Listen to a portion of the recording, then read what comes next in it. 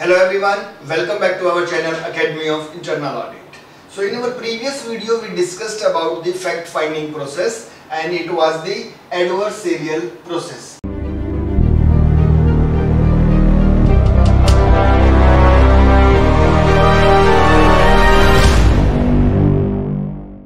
So today we are going to discuss about what is the other process of finding the fact. So the other way of finding the process is also there, that is called inquisitorial process. So like in the adversarial process we understood that two parties are there, they are coming up with their attorneys, and then both of these parties are providing documents and witness and evidences to the court. Court is there as just as a referee, and he is just a mediator between both of these parties, and he facilitates in exchanging the documents.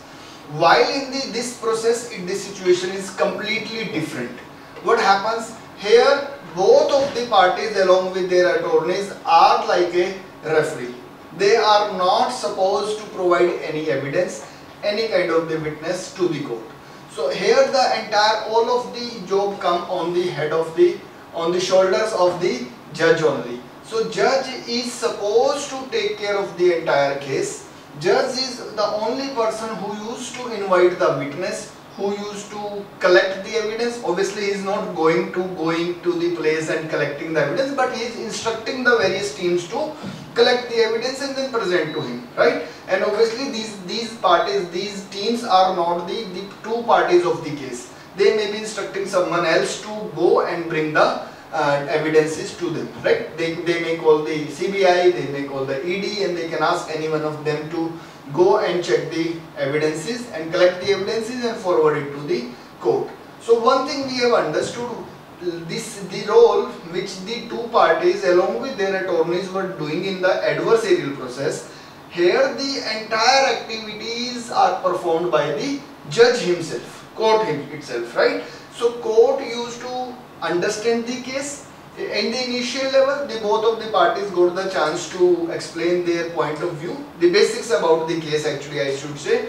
After the understanding of the basics about the case, then the court itself used to call the evidences, call the witness, and if they require they can call any expert person also, where the expert will be giving advices to the court as well. So what we have understood, the presiding judge, the judge who is sitting on the chair, the presiding judge has the primarily responsibility of finding the fact. You may not have seen such kind of scenario in this kind of series, because it is used, but it is rarely used. Though I would say not exactly rarely will be the right word. There are some of the jurisdictions which are following this inquisitorial process of the fact finding activity, right? So presiding judge has the primarily responsibility of discovering and collecting and evaluating the evidences. Second, the judge is directly involved. I am repeating, the judge is directly involved in collection, in the discovery, and what all documents are required, what all witness should be invited to the court, and so on and so forth, right? So, and the attorneys primarily just play a smaller role. They don't play any major role. Both of the parties along with their attorneys are just supposed to sit or stand in the court and just see what is going on, right?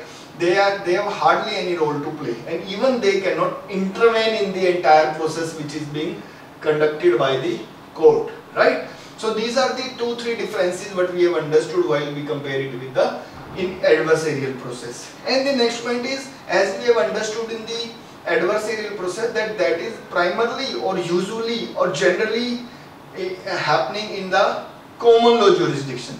Similarly, the situation is there. This inquisitorial process is primarily used in the civil law systems. Again, the same situation. It is not the situation that common law system cannot use the inquisitorial. Similarly, it is not the situation that the civil law system cannot use the adversarial process. So, two things we have understood. One is common law system, second is civil law system. Then the fact finding process, adversarial process, and the inquisitorial process. But it doesn't mean that the common law systems cannot use the inquisitorial, or the civil law system cannot use the adversarial.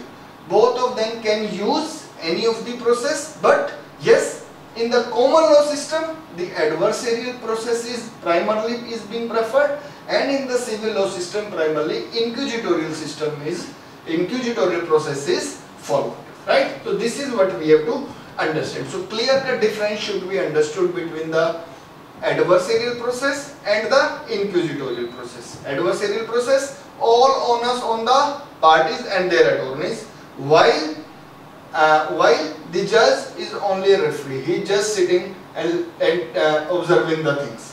While on the other side, in the inquisitorial system, both of these parties along with their attorneys, I would say all of four of them, are just standing and sitting and just observing what is happening, right? And all of the acts are primarily done by the judge itself. Now the point is, sir, can these two parties or their attorneys cannot even intervene, cannot forward any suggestion or any request to the court?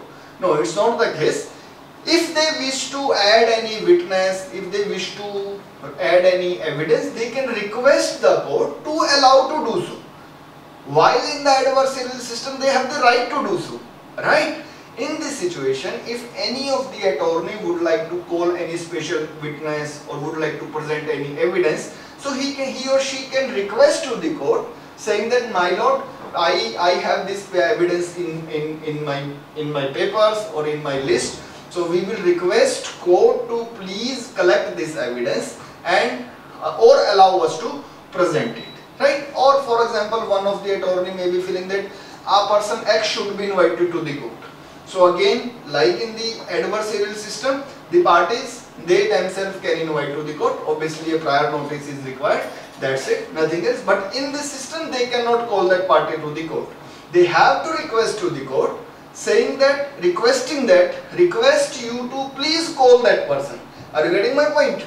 In the adversarial process, they are directly calling, obviously with the prior notice. But in the inquisitorial system, they have to take prior approval and the notice will be issued by the court only. Right? Parties will themselves not call any of the evidence or witness to the court. Right? So this is the primarily difference between adversarial process and the inquisitorial process. Very, very important terms from the examination point of view. 100% you would be getting questions from the adversarial process and the inquisitorial process. So 2-3 points which we have touched upon, that you need to be remembered, right? You have to understand that point, right? The very basic question which normally used to be tested in the exam is like the common law systems follows only adversarial process. No, it's not the case. Preferably they follow the adversarial system, but yes, if they want, they can use the inquisitorial system as well, and the vice versa. Common law systems generally follow the inquisitorial process, while they can follow the adversarial process also, right? So I hope the concept of inquisitorial process and how it is differentiating from adversarial process, it is clear to all of you. And if you like this video, just click on the like button and the subscribe also, subscribe our channel also, and don't forget to click on the bell button. Why? To get the notification of upcoming video as well, right? So in the next video, we will be talking about the very important term called jurisdiction. As we have used this term in our previous video, common law jurisdiction, civil law jurisdiction. What is this jurisdiction, right? We'll be talking in the next video what is the jurisdiction and how it is different than the term called venue, right? This is what we'll be discussing in the upcoming video. Till then, thank you so much. Take care. Bye-bye.